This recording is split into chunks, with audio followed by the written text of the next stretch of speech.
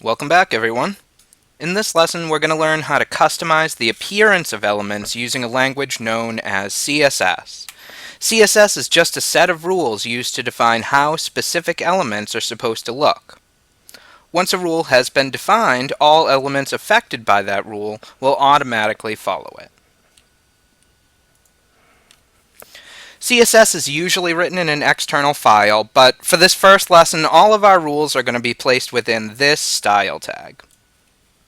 The style tag treats the text inside of it as CSS code rather than text, so it's not interchangeable with other HTML elements. Because style sheets are not representing actual elements, they're generally placed in the head section, but that is not a necessity. The first step in defining a CSS rule is figuring out which elements are going to be affected by it. In this case, we're going to be changing the background color of the h1 tag, so we have to say that somehow.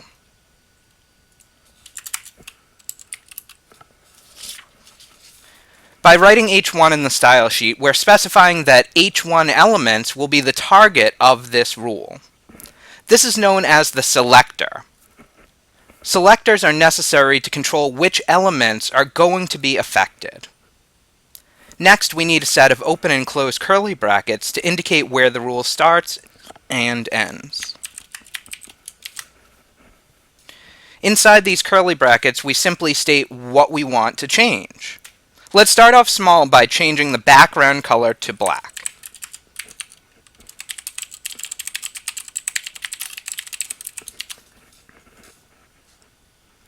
Okay, and let's give it a test in our browser.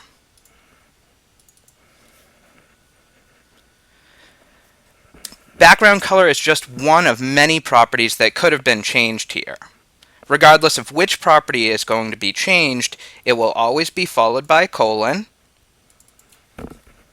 and then the value that you want it to have. For example, let's change the color property to white so that the text inside the heading can actually be readable. So we write the word color, then a colon, and then the value we want that property to have. Okay, reload it in our browser. We can see that it is in fact working. Now, CSS contains a seemingly infinite number of properties, as well as an ever-growing number of selectors. Both of these subjects will be discussed further in future videos, but in the meantime, repeat the steps in this exercise and then use your search engine to find new CSS properties and selectors to further customize your website. Thanks for watching, and be sure to post your results in the comments section below.